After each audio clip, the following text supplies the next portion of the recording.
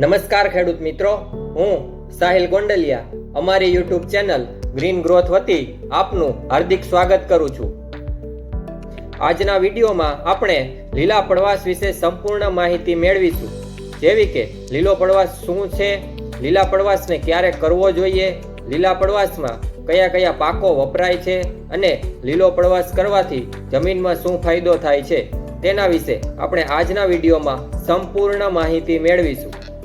એવા પાકો કે જે જમીન ઉપર સહેલાઈથી ઉગાડી શકાય છે અને ફૂલ આવતા પહેલા જમીનમાં દાટી દેવામાં આવે છે, એટલે કે જમીનમાં દાટવાથી આવા પાકો જમીનમાં વિઘટન પામે છે અને જમીનને જરૂરી પોષક તત્વો પૂરા પાડે છે। આવા પાકોને લીલા પડવાશના પાકો કહેવામાં આવે છે અને આ આખી પ્રક્રિયાને લીલો પડવાશ કહેવામાં આવે છે। સામાન્ય રીતે લીલા પડવાશના પાકોમાં કઠોળ વર્ગના પાકો અને બિન કઠોળ વર્ગના પાકો એમ બે પાકોનો સમાવેશ થાય છે। તેમાં આપણે કઠોળ વર્ગના પાકોમાં જોઈએ તો શણ, ઇક્કડ, મગ, અડદ, ચોળા, ગુવાર, ખેસરી અને બરસીમ જેવા પાકોનો સમાવેશ થાય છે અને બિન કઠોળ વર્ગના પાકોમાં જોઈએ તો જુવાર, મકાઈ, સૂર્યમુખી અને રામતલ જેવા પાકોનો ઉપયોગ થાય છે। આવા પાકો જમીનમાં લીલા માવાને ઉમેરે છે અને જમીનમાં નાઇટ્રોજનનો ઉમેરો વાતાવરણમાંથી કરે છે। આપણે આજના વિડીયોમાં લીલા પડવાશનો એક ઉત્તમ વિકલ્પ એટલે કે શણ, તો શણના પાક વિશે આપણે આજના વિડીયોમાં સંપૂર્ણ માહિતી મેળવીશું।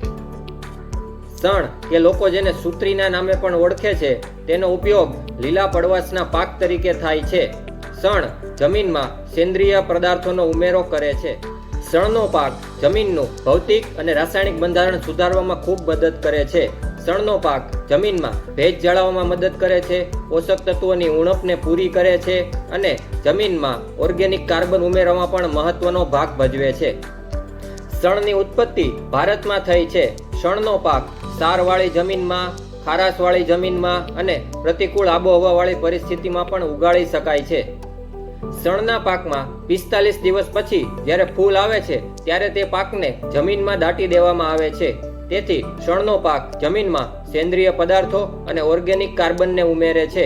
ઓર્ગેનિક કાર્બન એ જમીનમાં ખૂબ મહત્વનો છે। સામાન્યપણે આપણે ઓર્ગેનિક કાર્બન છાણિયા ખાતર દ્વારા પૂરો કરતા હોઈએ છીએ, તેથી શણને છાણિયા ખાતરના વિકલ્પ તરીકે પણ વાપરી શકાય છે। હવે આપણે શણની સંપૂર્ણ ખેતી પદ્ધતિ વિશે માહિતી મેળવીશું। સૌપ્રથમ આપણે જોઈએ કે શણનો પાક વાવતા પહેલા જમીન કેવી રીતે તૈયાર કરવી જોઈએ।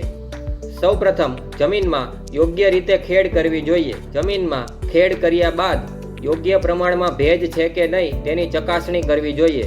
જો જમીનમાં યોગ્ય પ્રમાણમાં ભેજ હશે તો શણના બીજનું અંકુરણ ખૂબ સારું મળશે, એટલે ઉગાવો ખૂબ સારો જોવા મળશે।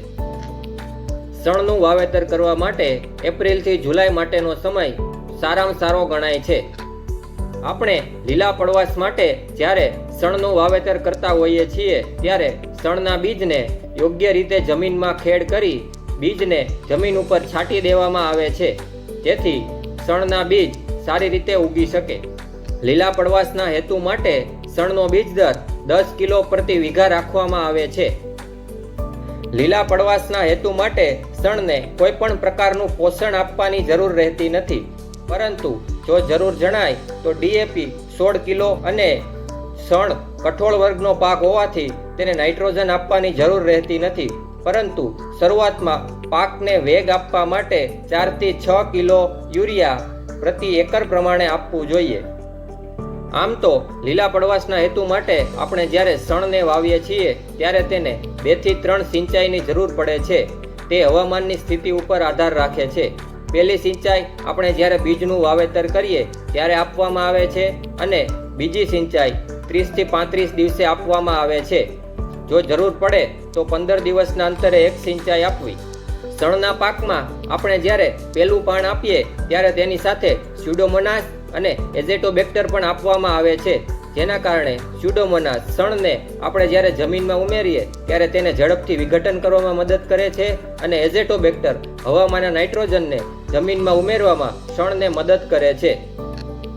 જ્યારે આપણે લીલા પડવાશના હેતુથી શણને વાવીએ છીએ ત્યારે તેને 45 થી 60 દિવસે જમીનમાં દાટી દેવામાં આવે છે અને પછી તેના ઉપર જીવામૃતનો સ્પ્રે કરવામાં આવે છે, જેથી શણનું ઝડપથી વિઘટન થઈ શકે. આપણે જ્યારે શણને જમીનમાં ઉમેરીએ છીએ ત્યારે તેના શું ફાયદા થાય છે તે આપણે જોઈએ. જ્યારે આપણે શણને જમીનમાં ઉમેરીએ છીએ ત્યારે તે હવામાંના નાઇટ્રોજનને જમીનમાં એડ કરે છે. એટલે કે જ્યારે આપણે બીજો પાક વાવીએ છીએ ત્યારે આપણે ખાતર સ્વરૂપે બહારથી નાઇટ્રોજન આપવો પડતો નથી. એટલે કે ખેડૂત માટે નાઇટ્રોજનના ખાતરનો ખર્ચ બચી જાય છે. શણ આશરે 40 થી 60 કિલો જેટલો નાઇટ્રોજન પ્રતિ હેક્ટર જમીનમાં ઉમેરે છે. જ્યારે શણ જમીનમાં સંપૂર્ણ વિઘટન પામે છે ત્યારે તે જમીનને પોલી કરે છે. આમ જમીન પોલી થતાં જમીનમાં હવાની અવરજવર વધે છે. જમીનમાં હવાની અવરજવર વધતા આપણે જે કાંઈ પણ બિયારણ વાવીએ છીએ તેનો ઉગાવો આપણને ખૂબ સારો મળે છે અને પાક ઉગી ગયા પછી પોલી જમીનમાં પાકના મૂળનો વિકાસ પણ ખૂબ સારો થાય છે. તેથી આપણે જે કાંઈ પણ ખાતર જમીનમાં ઉમેરીએ છીએ તેની મૂળ દ્વારા શોષણ ક્ષમતા ખૂબ વધી જાય છે અને આપણને ખાતરનું પરિણામ પાકમાં ખૂબ સારું દેખાય છે. આપણે જોયું કે શણ જમીનને પોલી કરે છે. આમ જમીન પોલી થતાં જમીનમાં પાણી ભરાવાની જે સમસ્યા છે તેનાથી પણ આપણને છુટકારો મળે છે.